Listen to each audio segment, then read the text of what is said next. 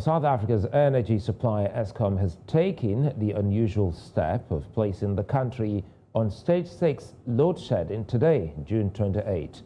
Businesses and residences will experience more prolonged and frequent power outages.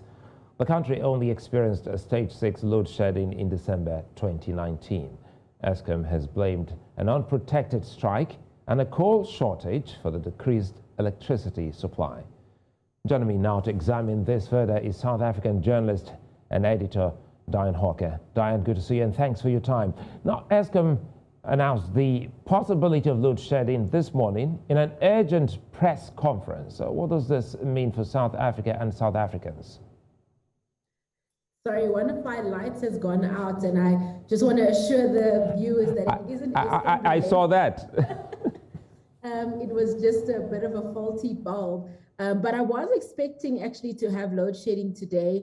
Eskom had announced stage 6 load shedding this morning. And essentially that was going to mean more time frames. Ordinarily, if we're on stage 2, for example, we would only have power outages twice a day, in the morning and in the evening. And as the levels escalate to level 4 or level 6, the power outages become more frequent. So you would have a morning slot, a mid-afternoon slot, an evening slot, and then overnight as well. And also, in some instances, the time frame would also increase, whereas stage 2 would be about 2 hours.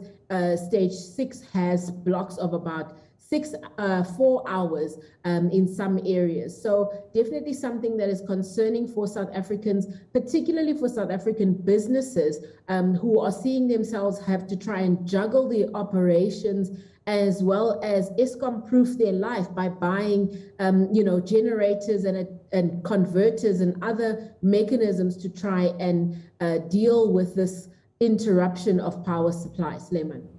Well, now 2 unions have been on strike, and Eskom has blamed them for the power supply shortage. Why is that? Yes, absolutely. In the press briefing that was held this morning, the Eskom CEO and COO said that the union strike was causing disruption to scheduled maintenance as well as to repairs. But they also indicated that some of the striking workers were stopping other workers from being able to reach the different depots and the different plants. He said that in some cases, as much as 90% of workers were not able to reach their stations. And one can imagine with a country that's already got a challenge in relation to power supply that, Eskom can't really afford to have people not arriving for work due to this issue of a strike, which Eskom has called an unprotected strike. And the Public Enterprises Minister, Pravin Gordhan, has held a press conference and where he indicated an agreement between Eskom and the unions. But they denied this. Yes, absolutely. A few minutes after the press conference ended, the unions issued a statement in which they tried to clarify their position. They are saying that the only thing that's been agreed upon is that there will be another meeting on Friday. The talks between the 2 unions, the National Union of Mine Workers and the National Union of Metal Workers of South Africa, those talks had deadlocked earlier this week. So they are saying there isn't an agreement as per the wage dispute, but rather an agreement to have a meeting about the wage dispute. And before I let you go, Dianne, clarify for us, is stage 6 the worst case scenario for South Africans? Unfortunately, Suleiman, stage 6 is not the worst case scenario.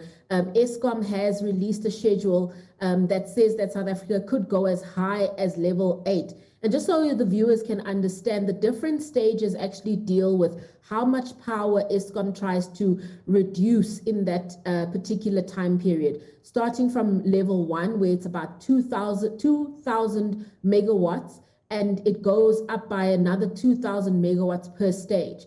So when we are on stage 6, Eskom is trying to reduce about 8,000 megawatts, but getting to stage 8, which is the highest that they've told us about, but we've never reached as yet, that would be reducing, the maximum amount that they've allowed for. Eskom says that they are very capable and very skilled and trained in this reduction, and they don't believe that there will be a mass power outage in the country that they cannot recover from.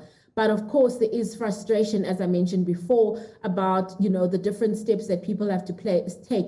Myself, for example, I charged all my lights, my power banks, and my internet, connection backup, just to make sure that I'm able to work. And many other people are trying to do the same, but with limited resources, a lot of South Africans can't afford to actually have that kind of backup. And charging all those devices looks very much Nigerian. Absolutely. I've heard you guys have some of the same kind of challenges that we do. Well, anyway, learning from the best. Dianne Hawker, many thanks for speaking with you. Thank you.